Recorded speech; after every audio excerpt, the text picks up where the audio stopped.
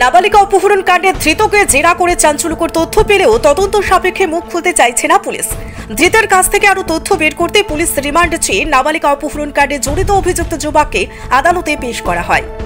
জানা যায়, পিয়ারবাড়ি থানার অন্তর্গত রাঙ্গামুড়ার জুমান মিয়া নামের এক ব্যক্তি বিলুনিয়া থানার অন্তর্গত আমজাদনগর থেকে এক নাবালিকাকে অপহরণ করে। অপহরণের পর পরিবারের পক্ষ থেকে বিলুনিয়া মহিলা থানায় একটি মামলা দায়ের করা হয়। মামলার তদন্ত করে পুলিশ জানতে পারে অপহরণকারী জুমান মিয়া নাবালিকা মেয়েটিকে নিয়ে পশ্চিমবঙ্গের জোড়াসাঁকো থানাধীন একটি হোটেলে আস্তানা গেড়েছে। দক্ষিণ ত্রিপুরা জেলা পুলিশ প্রশাসনের পক্ষ থেকে জোড়াসাঁকো থানার সাথে যোগাযোগ ক্রমে এবং যৌথ অভিযান চালিয়ে বুধবার অপহরণকারী জুমান মিয়া এবং নাবালিকা মেয়েটির সাথে জুমান মিয়ার 2 বছরের সন্তানকে উদ্ধার করে পুলিশ জোড়াসাঁকো আদালতের ট্রানজিট রিমান্ডে নিয়ে বুধবার রাতে বিলুনিয়া থানায় নিয়ে আসে তাদের।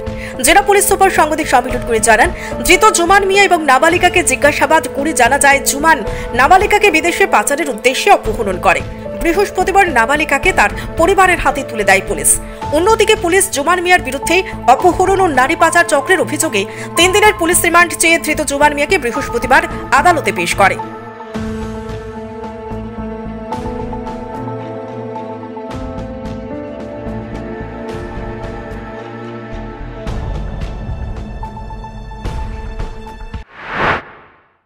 আমরা এক বিশেষ কারণে আপনাদেরকে এখানে ডাকা হয়েছে। গত 26 তারিখ মার্চের একটা ঘটনা হয়েছিল যে একটা ছেলে জুমন মিয়া, বাড়ি রাঙ্গামুড়া, পিয়ারবাড়ি পিএস, সে একটা মেয়েকে নিয়ে গিয়েছিল কিডন্যাপ করে, একটা মাইনর মেয়ে 17 ইয়ার্স, আমজাদনগরের রাঙ্গামুড়া পিএস নিয়ে গিয়েছিল। তারপরে মেয়ের গার্জিয়ান আমাদের ওমেন থানাতে গিয়ে রিপোর্ট করেছে। আমরা খোঁজ করলাম এবং সিক্রেট সোর্স দেখে আমরা এটা খোঁজখবর নিচ্ছিলাম। তারপরে আমরা খবর পেলাম যে মেয়েটাকে নিয়ে ছেলেটা কলকাতাতে একটা গেস্ট হাউসে নাকি ঢুকেছে। তারপরে আমরা যোগাযোগ করলাম ওখানকার পিএস, কলকাতার জোড়াসাঁকো থানা, যোগাযোগ করে আমরা থানাকে রিকোয়েস্ট করলাম এরকম অমুক গেস্ট হাউসে আমাদের একটা মেয়েকে নিয়ে একটা ছেলে অবস্থান করছে।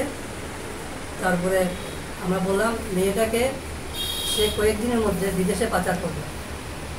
এরকম একটা খবর পেয়ে আমরা থানাকে বলার পরে থানায় রিয়েক্ট করেছে আমাদের কথায়।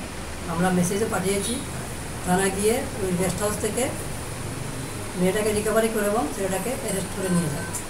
তারপরে আমরা এখান থেকে একটা স্পেশাল টিম পারমিশন নিয়ে পিএইচকিউ আমরা পাঠালাম, আয়ো সহ 3 জনকে আমরা পাঠালাম কলকাতা। সেখানে গিয়ে মেয়েটাকে রিকভারি করে এবং ছেলেটাকে সেখানে কোর্টে প্রডিউস করে সেখান থেকে ট্রানজিট রিমান্ড দিয়ে কালকে রাত্রে প্রায় 11টার সময় তারা বিলুনিয়াতে এসে পৌঁছায়। তো এটা একটা বিরাট সাফল্য আমাদের ত্রিপুরা পুলিশের, যে খবরটা পাওয়ার পরে সঙ্গে সঙ্গে আমরা আমাদের সোর্স লাগিয়ে আমরা কলকাতা থেকে মেয়েটাকে রিকভারি করি এবং ছেলেকে আমরা অ্যারেস্ট করতে পেরেছি। এখানে একটা উল্লেখ্য বিষয়, ছেলেটা যাতে কোনো অবস্থায় মেয়েটাকে নিয়ে যাচ্ছে এটা যাতে কোনো হোটেল বা কোনো পুলিশ কেউ যাতে বুঝতে না পারে, তার জন্য একটা 2 বছরের তার বাচ্চা, সে কিন্তু বিবাহিত, ছেলেটা কিন্তু বিবাহিত, তার 2 বছরের বাচ্চা আছে। বাচ্চাকে সঙ্গে নিয়ে মেয়েটাকে নিয়ে এসে কলকাতা যায়।